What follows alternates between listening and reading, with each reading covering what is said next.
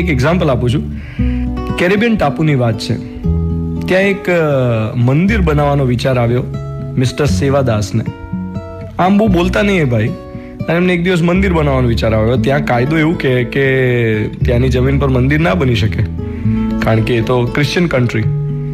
અને આ ઇન્ડિયન ઓરિજિનની વ્યક્તિ એણે મંદિર બનાવવાનું નક્કી કર્યું કે જમીન પર મંદિર ના બને, કંઈ વાંધો નહીં, દરિયામાં તો બની શકે ને.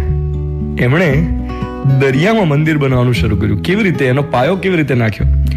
તો તેલના જે મોટા મોટા પીપળા હોય ને, ઓઇલ ડ્રમ્સ, એ ઓઇલ ડ્રમ્સ ભેગા કર્યા, એની અંદર કોન્ક્રીટ ભર્યું અને એનો પાયો બનાવ્યો અને એક આખું મંદિર ક્રિએટ કર્યું. સેવાદાસ સાધુ શિવ મંદિર નામ છે. ટ્રિનિદાદ આ જગ્યાનું નામ છે, જ્યાં દરિયામાં આ મંદિર આવેલું છે.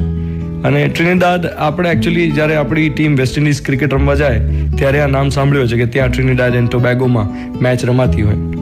તો હવે આ ભાઈને પછી જેલ પણ થઈ આ મંદિર બનાવવા માટે, કારણ કે વિધાઉટ એની પરમિશન એમણે આ કામ કર્યું હતું. અને એટલા માટે એમને 2 વર્ષ જેલ પણ થઈ. એ હસતા મોઢે જેલ જઈ પણ આવ્યા, એમ કહીને કે હું આ મંદિરનું કન્સ્ટ્રક્શન તો નહીં તોડવા દઉં, કોઈને ડિમોલિશ નહીં કરવા દઉં, તો મને 2 વર્ષ જેલ કરતો, કંઈ વાંધો નહીં. મૂળ કહેવાની વાત એ કે એક નાનકડો સંકલ્પ કેટલી મોટી શક્તિ સાબિત થઈ શકે.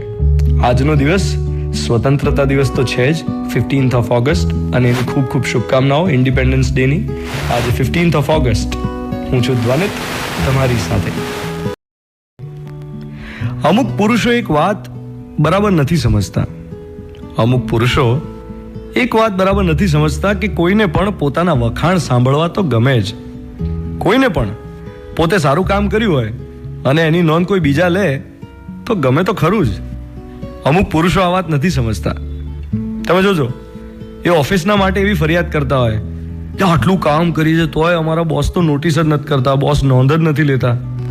હવે આ જ પુરુષો જ્યારે ઘરે આવે ત્યારે વાઈફની સાથે કેવો વ્યવહાર કરે છે?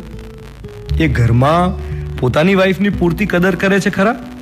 બોસ પાસેથી અપેક્ષા રાખે છે કે બોસ એમના વખાણ કરે, એમના કામની નોંધ લે, તો પોતે ઘરમાં બાળકોની, ઘરના બીજા સભ્યોની નોંધ લે છે ખરા? કદર કરે છે ખરા? કદી વાઈફની રસોઈના વખાણ કરે છે? કે પછી એણે પહેરેલી નવી ઇયરિંગ્સની નોંધ લે છે? કે એની ઘરની સજાવટમાં જે ચીવટ છે એ ચીવટ નોટિસ કરે છે? અમુક પુરુષો આ વાત બરાબર નથી સમજતા કે બીજાની નોંધ લઈએ તો એને ગમે જ. સમયાંતરે બીજાએ કરેલા સારા કામને વખાણવામાં આપણે કંઈ નાના નથી થઈ જવાના. જેટલું સામેવાળાની ભૂલ માટે ટોકવું જરૂરી છે, એટલું જ સારા કામ માટે શાબાશી આપવી પણ જરૂરી છે. આ મોર્નિંગ મંત્ર સાથે દિવસની શરૂઆત કરીએ. મિર્ચી પર હું છું ધ્વનિત. Good morning.